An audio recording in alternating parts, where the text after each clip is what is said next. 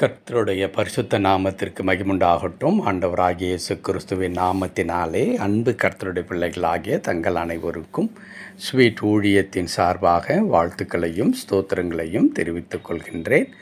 யோவான் எழுதின முதலாம் நிருபம் 4ஆம் அதிகாரம் 19வது வசனம். 1 யோவான் 4ஆம் அதிகாரம் வசனம் 19. அவர் முந்தி நம்மிடத்தில் அன்பு கூர்ந்தபடியால் நாமும் அவரிடத்தில் அன்பு கூறுகிறோம். அவர் முந்தி நம்மிடத்தில் அன்பு கூர்ந்தபடியால் நாமும் அவரிடத்தில் அன்பு கூறுகிறோம். என் அன்பு கடவுளுடைய பிள்ளைகளே, அன்பு என்ற அற்புதமான அந்த ஒரு உணர்வு இருக்கிறதே, அது மனிதனுடைய உணர்வுக்குள்ளாக, எண்ணத்திற்குள்ளாக, சிந்தைக்குள்ளாக நிறைந்திருக்கிறது. அது இல்லாமல் யாருமே வாழவே முடியாது. எல்லாம் இருந்தும் தன்னை நேசிப்பதற்கு ஒருவர் இல்லை என்றால் அந்த மனிதனுடைய வாழ்க்கை நரகமாகி இருக்கும் என்பதுதான் யதார்த்தமான ஒன்றாக இருக்கிறது. ஏன் எனக்கு இவ்வளவு பணம்? ஏன் இவ்வளவு பெரிய மாளிகை வீடு? ஏன் எனக்கு இந்த உயர்ந்த அந்தஸ்துள்ள பதவிகள், வாகனங்கள், வசதிகள் எல்லாம் இருக்கிறது? ஆனால் உண்மையாக என்னை நேசிப்பதற்கு யாருமே இல்லை. என்னிடத்தில் பேசுகிறவர்கள் உள்நோக்கத்தோடு பேசுகிறார்கள். என்னிடத்தில் எதையாகிலும் எதிர்பார்த்து தான் என்னிடத்தில் உறவுகளோ அல்லது பிறரோ வருகிறார்களே தவிர என்னை நேசிக்கிறவர்களாக ஒருவரும் இல்லை என்று அநேக மக்கள் சொல்ல நாம் கேட்டிருக்கின்றோம். என் அன்பு கடவுளுடைய பிள்ளைகளே, வேதம் ஒரு அற்புதமான ஒரு காரியத்தை இந்த காலை நேரத்தில் நமக்கு சொல்லித் தருகிறது. அது என்ன?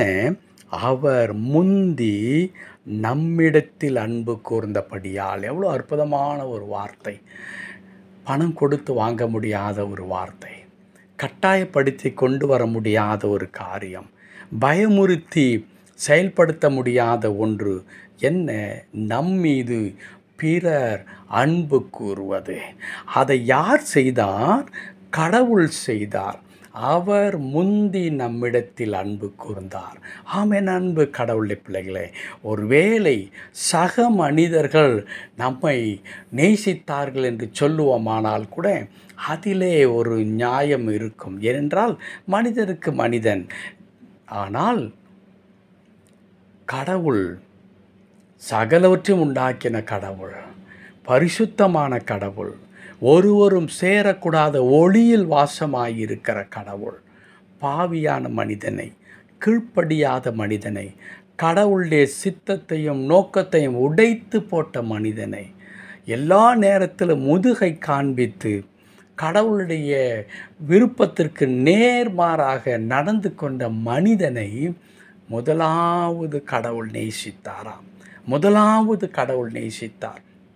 ஒரு மனிதனிடத்தில் நாம் பேசும் பொழுது, ஒரு மனிதர்களை பார்க்கும் பொழுது, ஒரு மனிதரிடத்தில் நாம் அன்பு கூற வேண்டும் என்று நினைக்கும் பொழுது முதலிலே அந்த மனிதனை குறித்து நமக்கு வருகிற எண்ணமெல்லாம் என்னவென்றால், அவன் செய்ததான துரோகங்கள், அவன் எப்படிப்பட்ட ஒரு மனிதன் என்ற negative images of a man இல்லையா?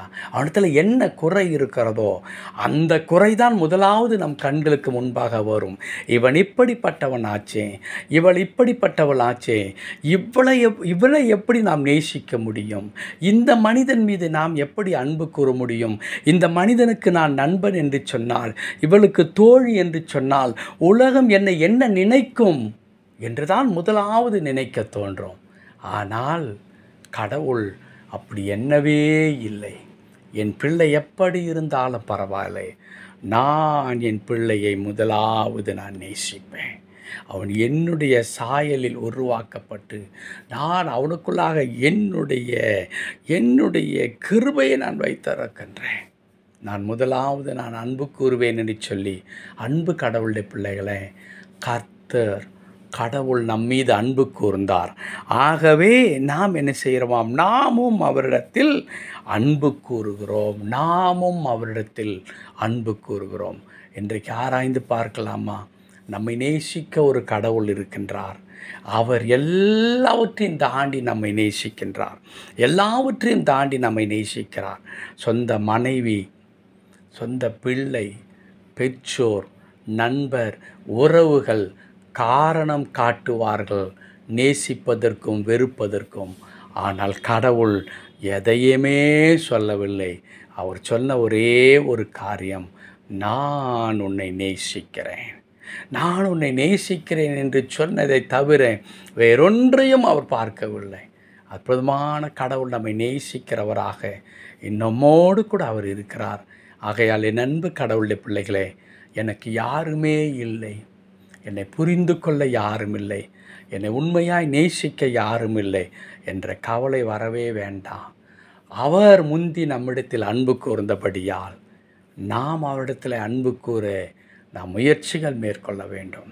அப்படி கடவுளை நாம் உண்மையாக நாம் நேசிக்க ஆரம்பிக்கும் பொழுது யாரெல்லாம் நம்மை வெறுக்கிறார்களோ அவர்களெல்லாம் நம்மை நேசிக்க வருவார்கள். ஒருவனுடைய வழி கர்த்தருக்கு பிரியமாயிருந்தால் அவனுடைய சத்துருக்களும் அவனிடத்தில் சிநேகம் பாராட்டுவார்கள். அதுதான் கர்த்தருடைய வசனம். நம்மிடத்து பிரியமாயிருக்கிற கடவுள் மீது நாம் பிரியமாயிருக்கும்படிக்கு நம்முடைய வாழ்க்கையை அமைத்து கொள்வோம். அப்பொழுது யாரெல்லாம் நம்மை வெறுத்து ஒதுக்கினார்களோ, யாரெல்லாம் இவனோடு இருந்தால் நமக்கு அவமானம் என்று சொன்னார்களோ, அவர்களெல்லாம் நீ இல்லாமல் நாங்கள் இல்லை என்று சொல்லி நம்மை தேடி வருவார்கள். என் அன்பு கடவுளுடைய பிள்ளைகளே, கர்த்தருடைய அன்பை உணர்ந்து பாருங்கள். அவரை நேசிக்க ஆரம்பியுங்கள். உங்கள் நிலைமை மாறும். கர்த்தர் தாமே இந்த வார்த்தையின்படியே உங்களை ஆசீர்வதித்து தொடர்ந்து அவருடைய அன்பிலே நீங்கள் நீடோடி வாழ ஆண்டவர் கிருபை தருவாராக.